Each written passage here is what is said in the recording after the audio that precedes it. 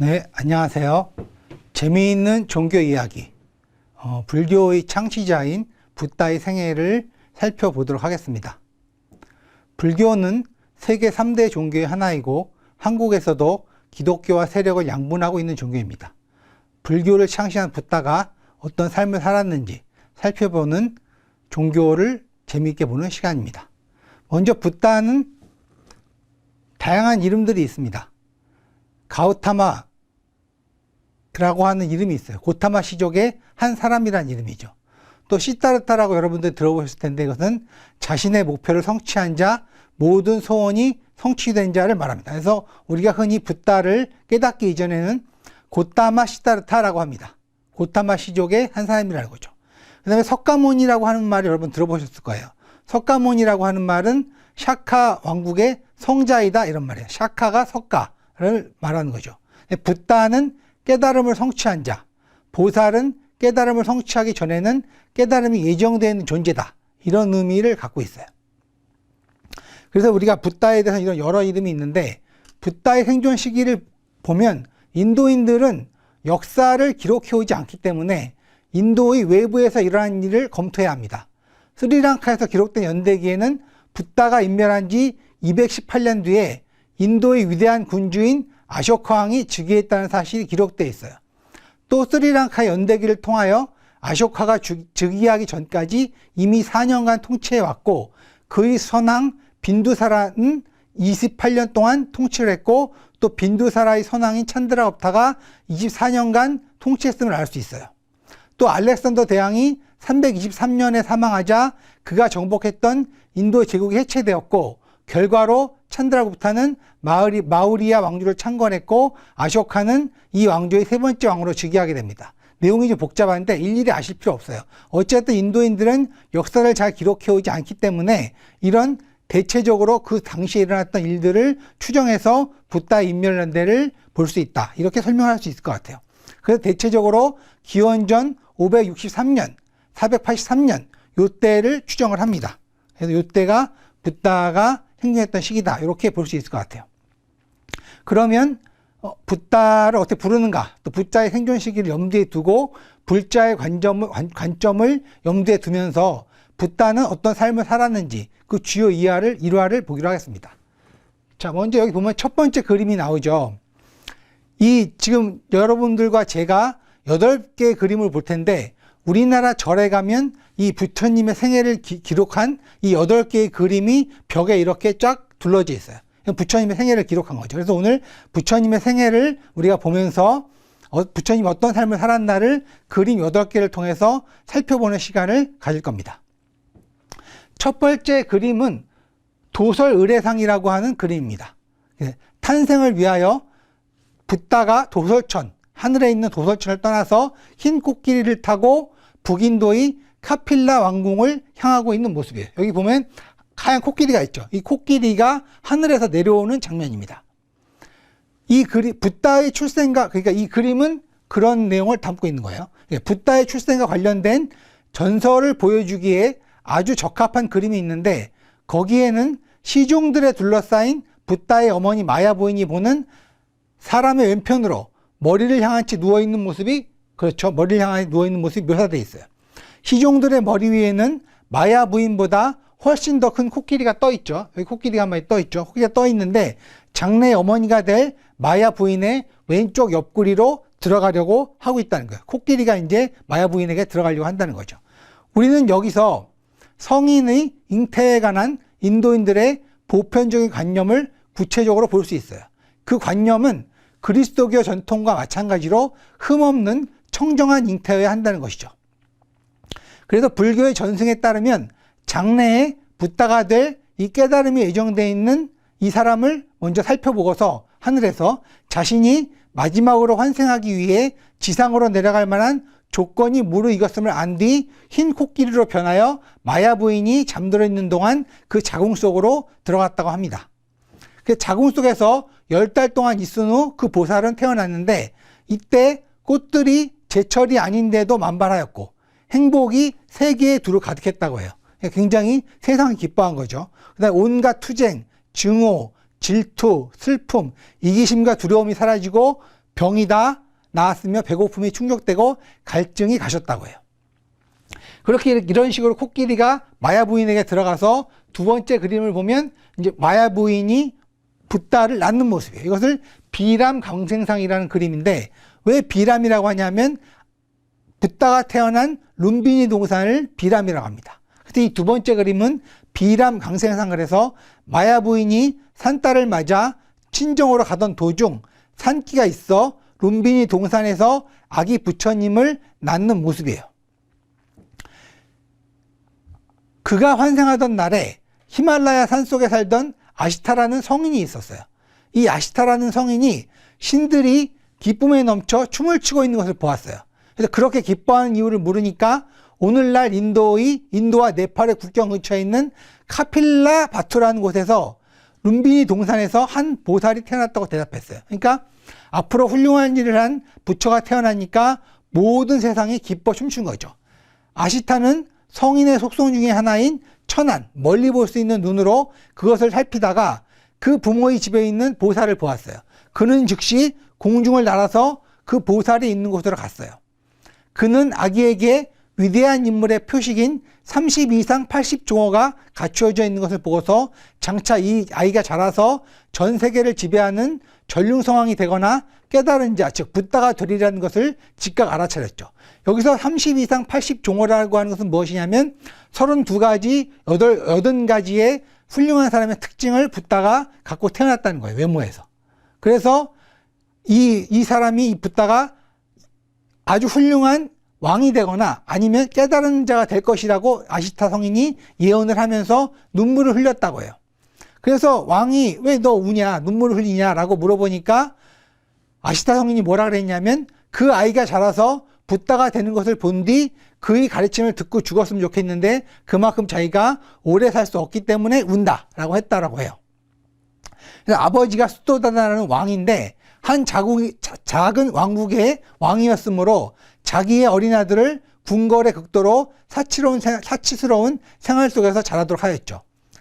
붓다가 직접 뭐라고 얘기를 했냐면 비구들이여, 스님들이여, 나는 고상하게, 지극히 고상하게 양육되었다. 예를 들어 나의 아버지의 집에는 연꽃으로 꾸민 연못이 만들어져 있었는데 푸른 연꽃의 연못, 붉은 연꽃의 연못, 흰 연꽃의 연못이 있었도다. 이 모든 것이 단지 나만을 위해서 만들어졌도다. 추위와 더위, 먼지나 이슬이 나에게 닿지 않도록 밤이나 낮이나 흰 차양이 내 위에 드리워져 있었도다. 게다가 나에게는 궁궐이 셋이나 있었도다. 겨울, 여름, 우기에 있을 궁궐이 따로 있었다. 우기의 넉 달 동안에는 가인들이 나를 희중하고 모두 여자이고 석 달 동안 나의 궁궐에서 나오지 않았다. 이 부처가 직접 한 말인데 굉장히 사치스럽고 그렇게 잘한 거죠. 그 어린 왕자는 인도의 언어와 고전문학 등의 일반적인 학습만을 한 것이 아니라 도보경주, 원반 던지기와 창 던지기 등의 육체적인 단련도 했어요. 그 다음에 또 귀족에게 필수적인 4가지 기회인 말타기, 코끼리 타기, 전차 몰기, 군대의 배치법도 다 배웠어요. 그러니까 문무를 겸비한 교육을 받은 거죠. 그 다음에 이 왕자는 16살이 되었을 때 야소다라라고 하는 한 소녀와 결혼을 했어요. 그래서 이 붓다가 이렇게 아주 사치스럽고 행복하게 살고 있다가 어느 날 성 바깥에 나가서 새로운 사실을 보게 됩니다. 이 세 번째 그림이 바로 사문유관상이라고 하는 것이에요. 이 마차를 타고 바깥으로 나가보죠. 고타마시타타 태자께서 도성의 성문을 나가 노인과 병자, 죽어 실려 나가는 시체를 보고 북문에서는 출가하는 사물을 만나 출가를 결심하는 그림입니다. 이것은 붓다의 출가 동기를 보여주는 것이고 동시에 앞으로 붓다를 따라 출가한 사람들이 어떤 문제의식을 가지고 출가해야 하는지를 보여주는 그림이죠. 이 젊은 왕자는 온갖 안락과 사치를 누리며 예기들의 시중을 받는 궁궐 생활의 실증을 느꼈어요. 그는 육감적인 쾌락이나 세속적 야망에 만족하기에는 감수성이 너무 예민했던 거죠. 초기의 경전을 보면 그는 자신이 늙고 병들고 죽는다는 슬픔을 겪어야 한다는 것을 알고 괴로워하며 환멸을 느끼는 존재로 묘사되어 있어요. 그러니까 자기가 늙고 병들어 죽는다는 것이 무척 괴로웠던 거죠. 이런 세속적 쾌락에 대한 혐오감과 인생이 단지 끝없는 고통이라는 생각은 이 젊은 왕자를 크게 자극했어요. 그는 가정생활을 포기하고 종교적 삶을 통해서 평화와 고요를 추구하고자 하는 생각을 하게 되었죠. 이 당시 출가 상황에 대해서는 붓다의 출생까지 이야기가 거슬러 올라갑니다. 이 이야기들을 따른다면 수도다나 왕, 아버지는 바라문드를 초청하여 새로 태어난 아기의 장래를 예언해달라고 청했어요. 바라문드는 이 왕자가 자라서 늙고 병들고 죽은 사람, 그 다음에 출가 수행자를 보면 반드시 출가할 것이라고 예언을 했어요. 부왕은 그래서 이 말을 듣고 나서 아들이 이런 모습을 보지 못하도록 아까 얘기했듯이 궁궐에서 호사스럽게 갇혀 살도록 한 거예요. 하지만 신들에게 방법이 없을 리 없었죠. 보살이 어느 날 유원에서 말타기를 들고 있었는데 신들 가운데 하나가 머리가 하얗게 새고 허리가 구부러져 지팡이를 손에 짚은 늙은이로 변신하여 중풍에 걸린 듯 떨면서 나타났어요. 젊은 왕자는 전혀 그런 모습을 본 적이 없었는데 그는 마부에게 이게 도대체 어떻게 된 일이라고 물었고 결국 그것은 늙음이며 모든 살아있는 존재들이 반드시 겪게 되는 단계라는 것을 알게 되었죠. 그 후 신들은 잇따라 병든 사람과 죽은 사람을 보여주었고 마지막으로 출가 수행자를 보여주었어요. 왕자는 수행자의 잔잔하고 평화스러운 표정을 보고 그러한 생활만이 자기가 이제껏 누려왔던 구역질나고 슬픔에 찬 의미 없는 사치로부터 탈출을 할 수 있는 길이라고 결심했죠. 이러한 결심을 하고 그가 궁궐로 그를 기다리고 있던 것은 궁궐로 돌아갔는데 그때 그를 기다리고 있던 것은 그 사이 아들이 태어났어요. 그래서 이 아들의 이름이 뭐냐면 라울라예요. 장애라는 뜻인데 자기가 출가하는데 장애가 될 것 같다라고 해서 그렇게 지었다고 해요. 어쨌든 이때가 29세였고 왕자는 이때 왕을 떠나서 출가를 하게 됩니다. 그래서 우리가 이제 네 번째 그림을 보면 바로 이 네 번째 그림이 유성 출가상 그래가지고 유성 출가상이라는 뭐라 그러냐면 성을 넘어서 출가했다. 그러니까 이 그림은 29세 되던 해에 사랑하는 처자와 왕위를 계승할 태자의 자리를 버리고 왕이 될 수 있었던 자리를 버리고 성을 떠나서 출가하는 모습이에요. 그래서 출가 이후에는 걸식하는 수행자가 되어서 왕자 고타마 시타르타가 아니라 사문, 스님이 된 거죠.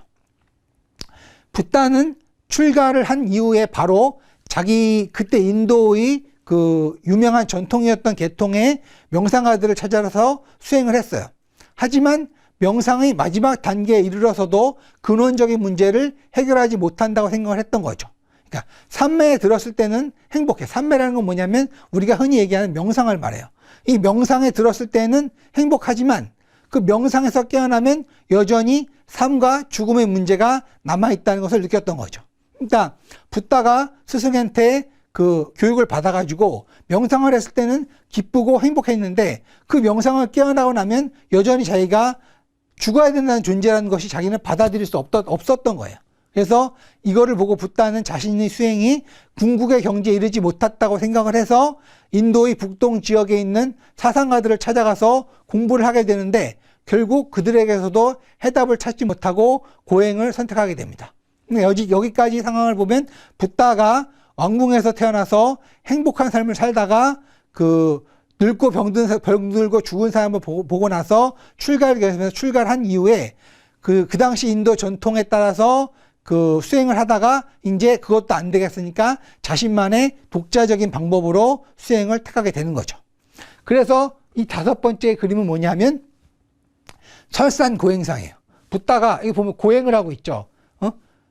이 그림 자체는 6년 동안 갖은 고행을 겪으면서 붓다가의 보리스 아래서 돌을 닦으시는 모습이에요. 이 그림에서도 보면서 알 수 있지만 굉장히 말랐죠. 왜냐하면 굉장히 고통스럽게 고행을 했기 때문이에요. 왜냐하면 기존의 전통의 방식 가지고는 자기가 깨달을 수 없다고 느꼈기 때문에 자신만의 방법을 습득하기 위해서 엄청난 고행 상태에 들어간 거예요. 고행 상태. 그래서 이 고행을 6년 동안 했어요.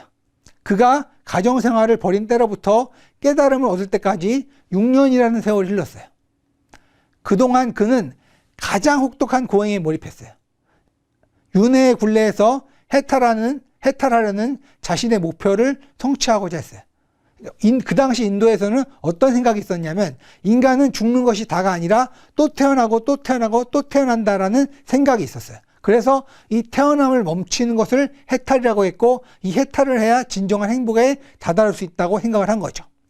이렇게 고행에 의지한 것은 육체적 감각이 단련되고 욕망이 가라앉을 때 성인이 될 수 있다는 당시 인도의 보편적 사상에 부합하는 것이었어요. 그래서 이 붓다가 고행했던 것에 대해서 자기가 직접 얘기한 것을 한번 제가 읽어볼 테니까 붓다가 얼마만큼의 큰 고행을 했나 한번 들어보세요. 나는 극도의 고행을 했다. 나는 옷을 입지 않았고 생활 속에 편안한 것들을 경멸하였으며 식사 후에는 손을 핥았고 마을 사람들이 오라고 부르거나 서라고 할 때 결코 들은 채도 하지 않았고 내 차례가 되기 전에 내가 오거나 나를 위해 일부러 요리된 음식은 결코 받지 않았다. 나는 하루에 한 집만을 방문했고 단 한 입 먹을 만한 분량밖에는 받지 않았다. 이틀에 한 집 또는 일에 한 집 또는 보름에 한 집만을 방문하기도 했다.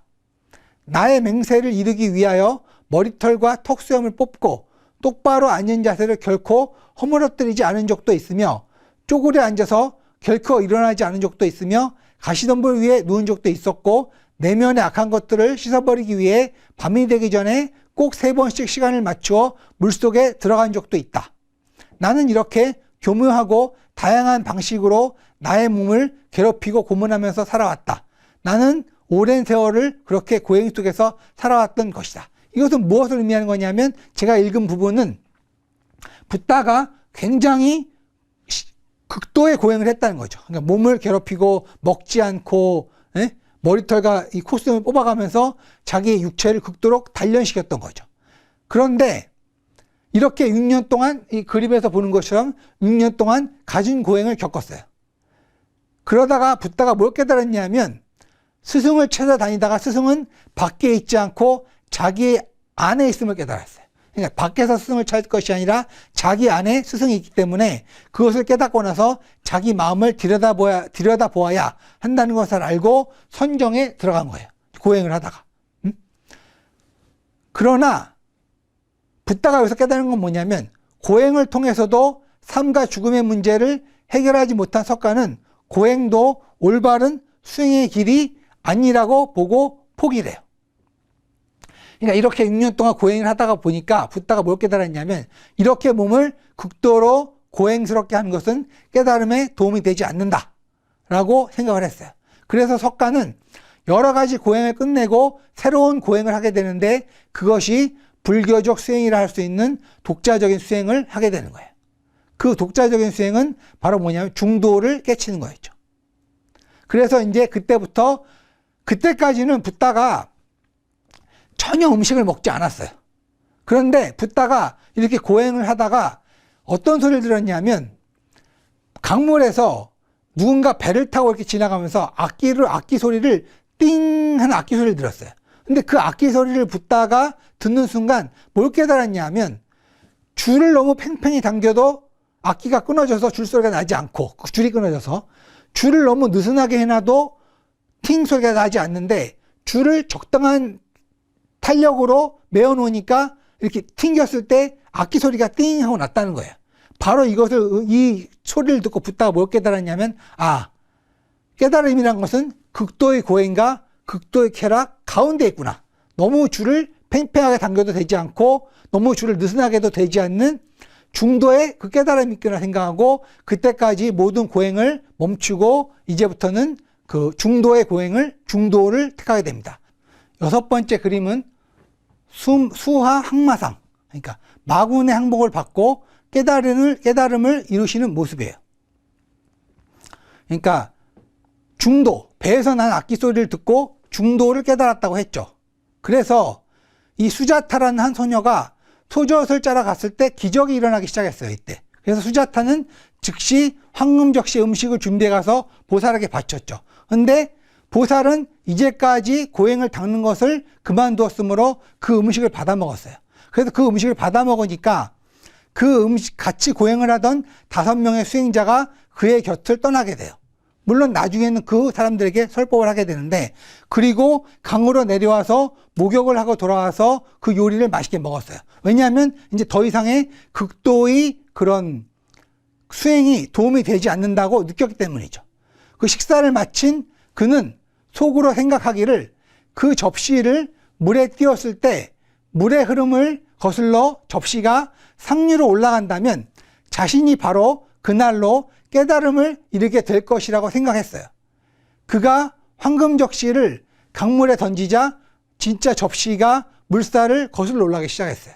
원래 접시는 물 아래로 흐르게 돼 있잖아요. 물에 넣으면. 근데 이 물살을 거슬러서 접시가 올라간 거예요. 이것을 본 보살은, 석가모니죠. 이것을 본 보살은 다시 나무 밑에 제자리로 돌아와서 명상을 하기 시작했어요. 바로 이때 이 그림에서 보는 마라라는 악마가 등장하게 돼요. 이 악마의 등장은 보살의 내면에서 심각한 정신적 갈등이 일어나고 있음을 뜻하는 것으로 해석할 수 있습니다.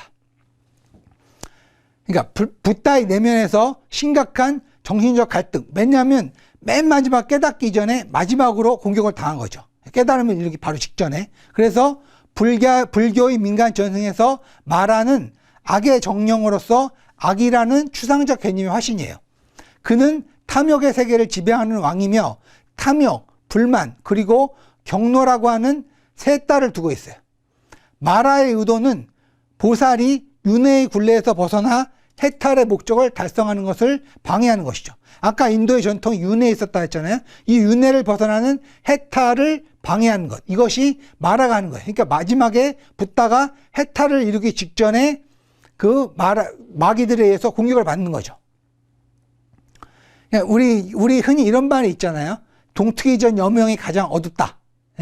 그러니까 그런 식으로 깨달음을 이루기 바로 직전에 가장 심한 공격을 받은 거죠.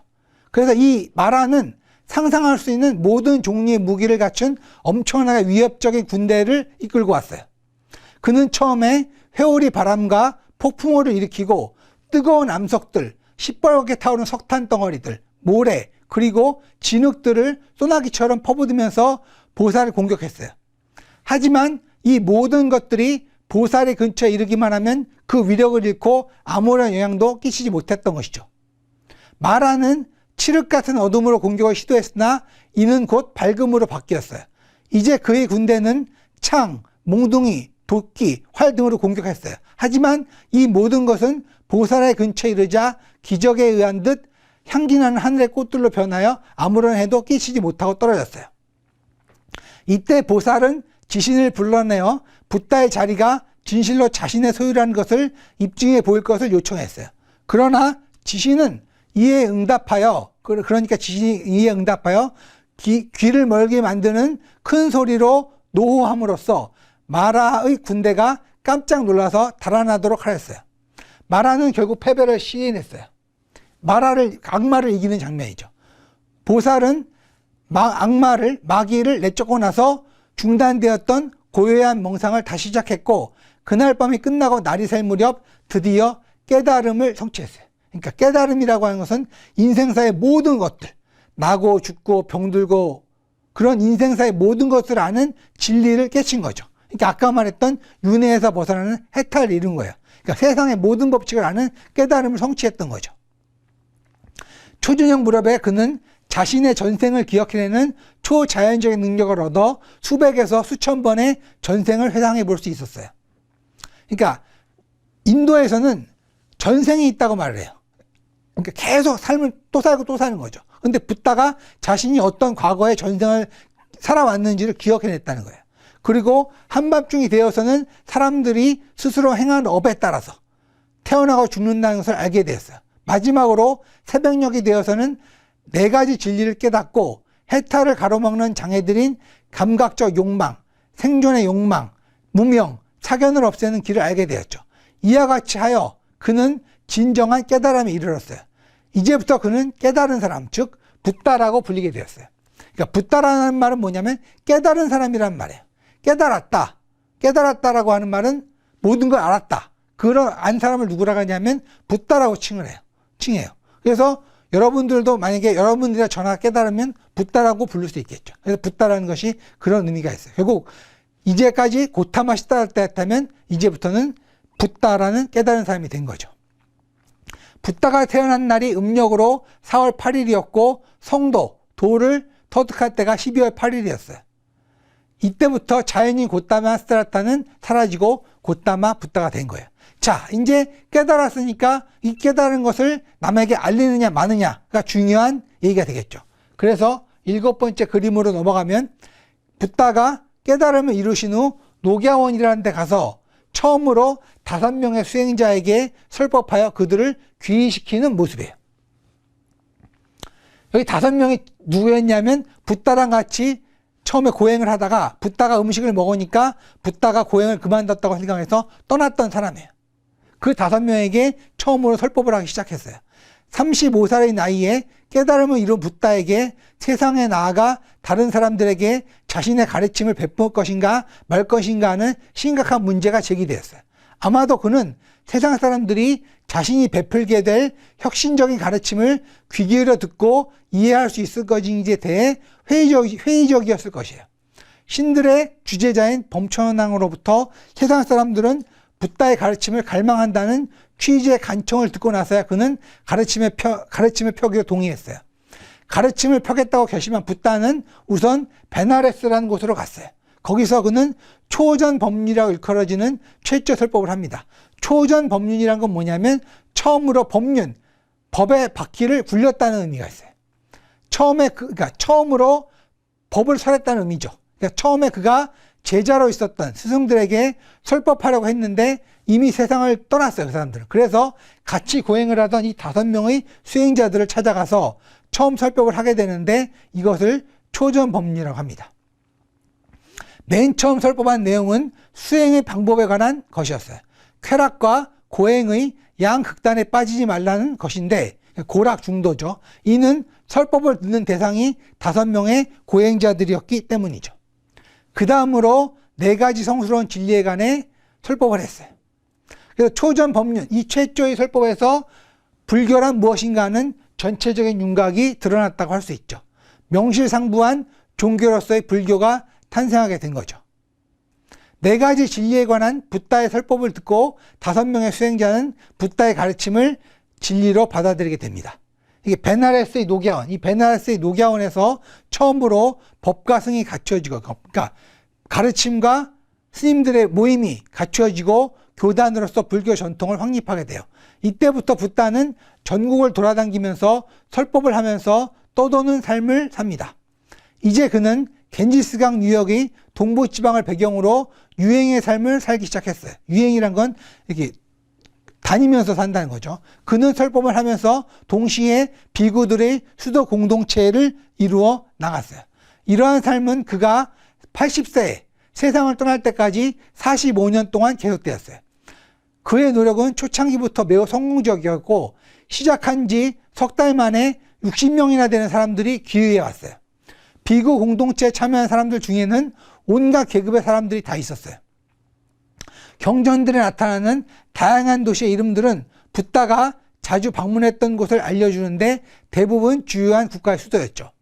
전승에 따르면 붓다는 설법을 시작한 지 20년이 될 때까지는 일정한 거주처 없이 생활하였고, 하지만 그 25년 동안에는 그 부유한 제가 신자가 기부한 사위성의 기원에서 거주하며 생활했다고 합니다. 붓다의 깨달음에서부터 그가 인멸한 곳인 쿠시나라로의 마지막 여행에 이르기까지를 한 번에 전해주는 경전은 없어요. 하지만 그의 마지막 석 달 동안의 삶을 얼마간은 자세히 기록하고 있는 경전이 있는데 바로 대반열반경이에요. 그래서 우리의 마지막 그림은 뭐를 드러내냐면 붓다가 돌아가시는 모습이에요. 그러니까 35살에 깨달음을 얻고 45년 동안 가르침을 피다가 80세에 돌아가시는 거죠. 그래서 이 마지막 그림은 수많은 사람들에게 법을 전하신 후 후시나가라 사라상수 아래서 열반에 드시는 모습이에요. 이 대반열반경이라고 하는 경의 내용은 왕사성을 떠나 비사리로 가는 데서 시작하고 있어요. 붓다는 비사리에 도착하자마자 위독한 상태에 빠졌어요. 하지만 붓다는 비구들에게 몇 가지 메시지를 남기지 않고 그대로 떠나는 것은 옳지 않다고 말하며 병을 억눌렀죠. 붓다는 마지막으로 대장장의 춘다의 집에서 공양을 하는데 이 기름진 요지를 먹고 나서 그 붓다가 식중독에 걸리게 됩니다. 그래서 붓다는 식중독이나 급성 장염 같은 게 걸리게 돼서 격심한 통증에 시달리고 피를 토하기까지 해요. 돌아가실 때가 된 거죠. 마지막 20년 동안 붓다를 곁에서 모셔온 아난다라는 제자가 있었는데, 이 아난다가 그의 유독함을 보고 깜짝 놀라게 되죠. 하지만 그의 스승이 승가의 질서에 관하여 아무런 결정도 내리지 않은 채 열반에 들지는 않으리라는 생각으로 위안을 삼았죠. 붓다는 승가가 자신에게 더 기대할 것이 무엇이 있겠냐고 반문하면서 말하기를, 자신은 주목 속에 어떤 것도 감추어둔 것이 없는 것처럼 모든 교의를 남김없이 가르쳤다고 말했어요. 다시 말해서 자신을 따르는 사람들에게 말하지 않고 남겨준 비밀이라는 건 없다는 것이죠. 그리고 몇 마디로 자신의 가르침을 요약해서 말하기를 이렇게 말했어요. 각자는 자기의 삶을 스스로의 힘으로 이끌어 나가는 것이며 자기 자신 이외에 따로 의지할 것이 없다라고 했어요. 이것을 자등명 법등명이라고 하는데, 한문으로 자신이 자신의 등불이 되어라, 자신이 자신의 의지처가 되어라, 진리를 등불로 삼고 진리를 의지처로 삼아라 라고 얘기를 했어요. 이런 말들을 아난다에게 하고 났을 때 악마 마라가 다시 찾아와서 그 즉시 열반에 들라고 재촉하였지만, 세조는 마라의 독촉을 거부하고 자신이 가르침이 널리 펼쳐져 융성하기 전에는 열반에 들지 않겠다고 하였어요. 마라가 지금 이미 이렇게 융성하고 있다고 말하자 그제서야 붓다는 앞으로 석 달 후에 열반에 들 것이라고 예언하였죠.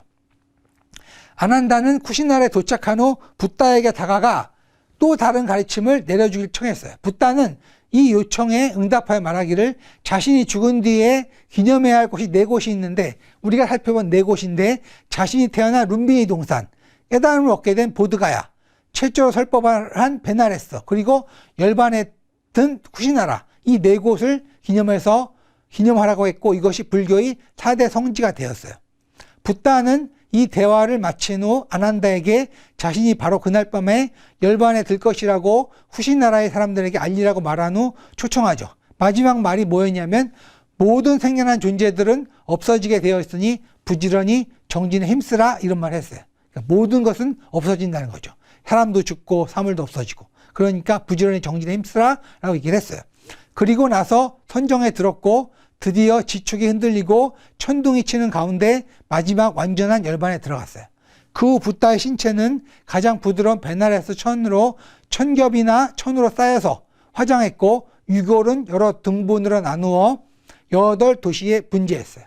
그 각각의 도시에서는 그 유골을 기리기 위해 봉분을 만든 거나 탑을 쌓습니다.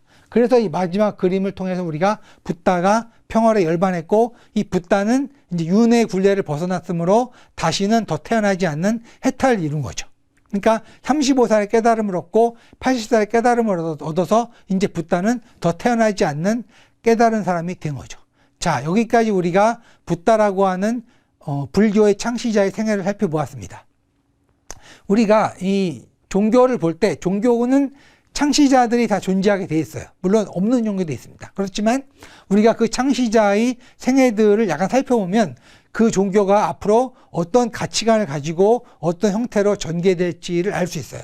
그래서 우리나라에도 기독교와 불교가 그 세력이 큰 종교이지만, 기독교를 우리가 살펴보지 못했지만 이 불교라고 하는 종교는 이와 같은 붓다가 이런 삶을 통해서 이 붓다가 죽은 후에 이 불법이 널리 퍼져나가면서 불교라는 종교가 형성되었다라는 것을 알 수 있어요. 그래서 오늘은 우리가 붓다라고 하는 불교의 창시자를 살펴봄으로써 앞으로 불교가 이제 어떻게 전개될지, 불교의 중심 사상이 무엇인지, 그런 것들을 살펴본 것입니다. 여러분 재밌게 강의를 들었기를 바랍니다. 네, 그리고 기회가 되면 앞으로 이제 기독교의 창시자, 또 이슬람의 창시자, 이런 식으로 다른 종교의 창시자들을 살펴볼 수 있는 기회가 있었으면 좋겠습니다. 네, 이것으로 강의를 마치겠습니다. 감사합니다.